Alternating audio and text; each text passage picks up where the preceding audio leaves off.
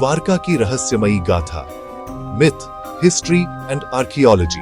क्या होगा अगर मैं आपसे कहूं कि भारतीय महासागर की चमचमाती लहरों के नीचे एक डूबी हुई नगरी है जो शायद एक प्राचीन महाकाव्य में वर्णित दिव्य राज्य हो सकती है। हाँ, आज हम उतरने वाले हैं एक गहरे सफर पर, द्वारका की कहानी में।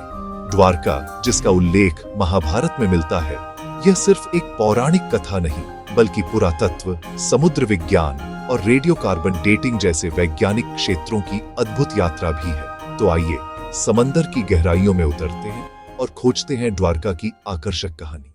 द्वारका सिर्फ एक नाम नहीं, इसका अर्थ है स्वर्ग का द्वार। हिंदू पौराणिक कथाओं के अनुसार इस भव्य नगरी की स्थापना स्वयं भगवान श्री कृष्ण ने की थी, जो भगवान विष्णु के 8वें अवतार माने जाते हैं।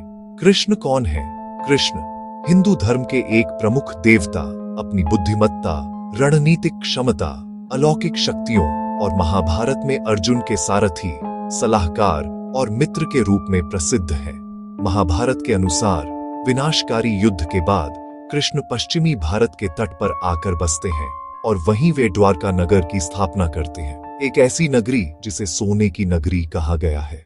परंतु हर कहानी की तरह इस कथा का भी दुखद अंत है। कृष्ण के देहांत के बाद द्वारका पर विपत्तियां टूट पड़ती हैं और कुछ ही दिनों में वह नगर समुद्र में समा जाता है। लेकिन यही वह बिंदु है जहां मिथक और विज्ञान मिलते हैं। ये कथा समुद्र के बढ़ते स्तर, सी लेवल राइज जैसी भूगर्भीय घटनाओं से मेल खाती है, जो तटीय बस्तियों के डूबने का कारण बन सकती है। इसी प्रश्न ने वैज्ञानिकों को प्रेरित किया, क्या द्वारका केवल एक प्रतीकात्मक कथा है या फिर यह एक वास्तविक ऐतिहासिक घटना का वर्णन है? भारतीय समुद्र विज्ञान संस्थान, नेशनल इंस्टीट्यूट ऑफ ओशनोग्राफी के पुरातत्व विभाग ने इस रहस्य की खोज में गोता लगाया। पुरातत्वविद एस.आर. राव और उनकी टीम ने भारत के पश्चिमी तट पर समुद्र के भीतर कुछ ऐसे अवशेष खोजे जो विश्व को चौंका देने वाले थे। संरचनाएं, मिट्टी के बर्तन, कीमती पत्थर और अभिलेख, जिनकी उम्र हड़प्पा सभ्यता लगभग 2000 ईपू के समय की बताई गई। बाद की खोजों में यह पाया गया कि यह अवशेष समुद्र के नीचे लगभग आधा मील तक फैले हुए हैं। ऐसा प्रतीत होता है मानो यह किसी प्राचीन नदी गोमती के किनारे बसा हुआ नगर रहा हो।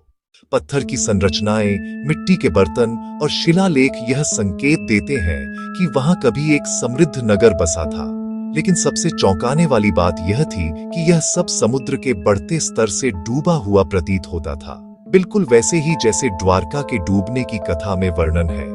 क्या यह संभव है कि पौराणिक द्वारका वास्तव में हमारे अतीत का ही एक पृष्ठ हो? तो अब सवाल उठता है, खोजकर्ताओं ने वास्तव में क्या पाया? सबसे पहले वहां मिट्टी के बर्तन मिले जो अलग अलग युगों के थे, कुछ देर हड़प्पा काल तक के। इससे पता चलता है कि द्वारका में कई पीढ़ियां बसी थीं। फिर मिले अर्ध कीमती पत्थर जो गहने बनाने में उपयोग किए जाते थे। यह संकेत था कि द्वारका एक समृद्ध व्यापारिक केंद्र रहा होगा। इसके बाद मिले शिलालेख, जिनमें से एक मुहर पर 3 सिर वाले पशु की आकृति थी। इसका अर्थ आज भी रहस्य बना हुआ है, पर यह एक विकसित प्रतीक प्रणाली का संकेत देता है। और अंत में पत्थर की संरचनाएं, जिनमें कुछ गोलाकार निर्माण थे, जिन्हें शहर की सुरक्षा दीवारों का हिस्सा माना गया। ये सभी साक्ष्य बताते हैं कि यह नगर कभी सभ्यता और व्यापार का केंद्र था, और आश्चर्यजनक रूप से यह महाभारत में वर्णित द्वारका से मेल खाता है। अब बात करते हैं विज्ञान की, रेडियो कार्बन डेटिंग की। यह तकनीक किसी वस्तु की उम्र जानने का वैज्ञानिक तरीका है। यह इस सिद्धांत पर आधारित है कि हर जीवित वस्तु में कार्बन 14 नामक रेडियोधर्मी तत्व होता है। जब वह जीव मर जाता है तो वह नया कार्बन लेना बंद कर देता है और उसके अंदर मौजूद कार्बन 14 धीरे धीरे नाइट्रोजन 14 में बदलने लगता है। वैज्ञानिक मापते हैं कि किसी नमूने में कितना कार्बन 14 बचा है। इससे उसकी उम्र का अंदाजा लगाया जा सकता है। द्वारका से मिले लकड़ी के टुकड़ों की जांच की गई और पाया गया कि वे लगभग 1700 साल पुराने हैं, जो महाभारत के पारंपरिक समय सीमा से बहुत पहले के हैं। यह खोज कई नए प्रश्न उठाती है। क्या यह वास्तव में वही द्वारका थी या फिर यह कोई और प्राचीन नगर था जिसकी स्मृति बाद में महाभारत में दर्ज हो गई? आइए इसे और सरल रूप में समझें। कल्पना कीजिए कि आप YouTube पर एक वीडियो देख रहे हैं। शुरू में वीडियो पूरी तरह लोड होता है, लेकिन अगर आप उसे रोककर चले जाएं और कुछ देर बाद लौटें, तो कुछ हिस्सा बफर हो चुका होगा। कार्बन 14 भी कुछ ऐसा ही करता है। जब कोई जीवित चीज मरती है तो वह बफरिंग यानी विघटन शुरू कर देती है। इसका हाफ लाइफ लगभग 730 वर्ष है, यानी इतने वर्षों में आधा कार्बन 14 नष्ट हो जाता है। इस माप से वैज्ञानिक पता लगाते हैं कि किसी लकड़ी या जीवाश्म की उम्र कितनी है।